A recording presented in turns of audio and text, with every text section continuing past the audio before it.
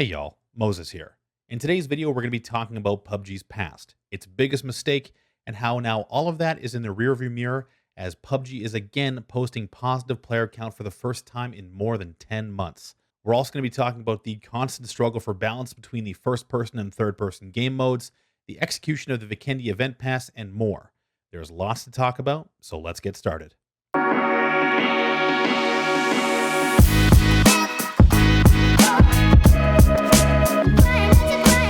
The EDC 3 IEMs from Massdrop are ready to go everywhere with you. Wear them at home, in the office, at the gym, or while traveling or commuting. You'll get great functionality in addition to the award-winning sound. You'll get 2 removable cables, one a braided cable for top-notch performance, and a second cable with an inline remote and microphone. I've taken these things all over the world with me. They're extremely comfortable, they work with every single device, they have terrific sound, and they have great value as well. Check out the link in the description down below and get yourself a pair from Massdrop right now. So at this point, I should answer the question, what was PUBG's biggest mistake? This question unfolds a pretty complex narrative, so bear with me.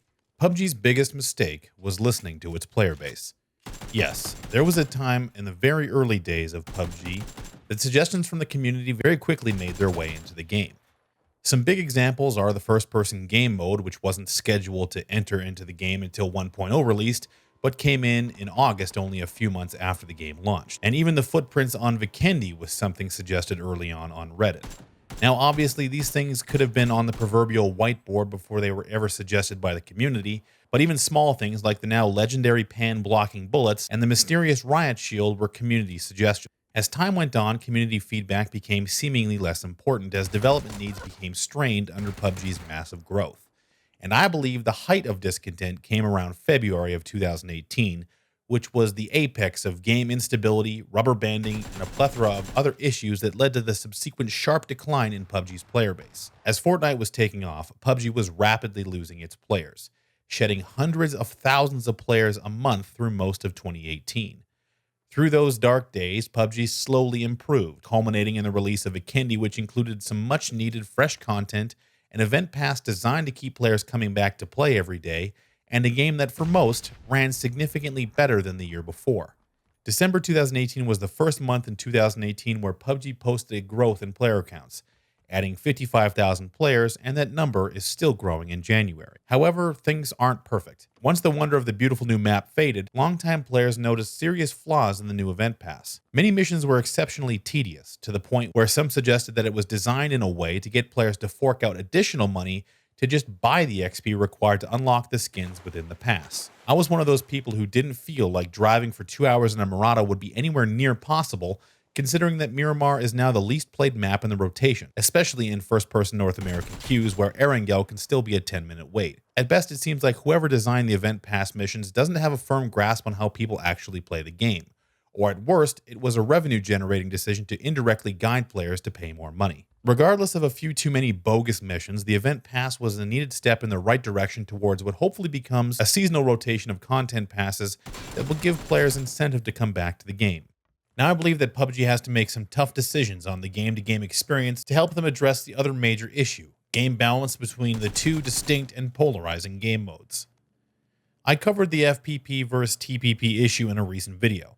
You can check it out for more detailed information on how we got to where we are.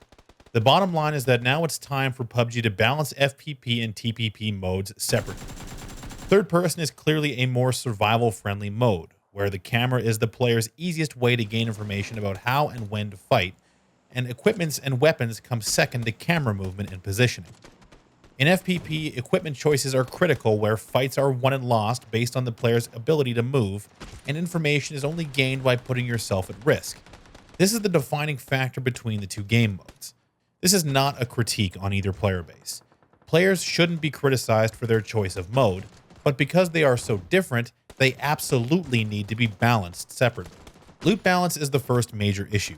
Vikendi loot is a frustrating example of how even a small deviation in game design can cause major gameplay issues. Level 3 helmets are far and away the best item in the first-person game mode, and they are now strewn about Vikendi along with level 3 armor to the point where in the endgame, you should almost expect nearly everyone in the top 10 to have full level 3 armor. The direct counter to level 3 gear are DMRs, which are extremely rare.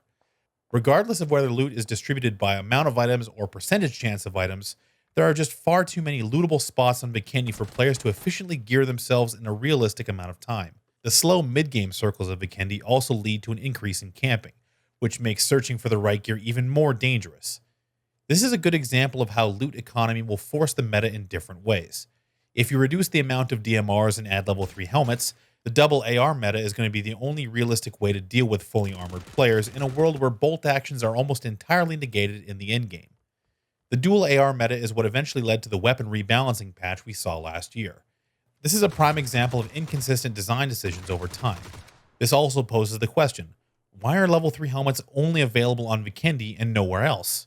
It simply doesn't make any sense. But what does this have to do with the third-person versus first-person balance question? Well, again, I'll reference my previous research, which shows that Sanhok, before the launch of Vikendi, was the most popular first-person map, and I concluded that loot availability and pace were the reason why this was the case. Now, if you're using Quick Join, you'll still find that Sanhok and Vikendi dominate map rotation. I think the reason why Sanhok is so popular remains the same, and Vikendi is still new, which is why it's also so prominent. I'd be willing to wager that if all else remains the same over the next few months, Sanhok will return to being the dominant map in the first-person rotation based on loot availability alone. I think you get the idea. So what do we do now? First-person and third-person needs a rebranding. You can call it whatever you like, but first-person and third-person need to lose those labels. You can call third-person adventure mode, classic mode, whatever.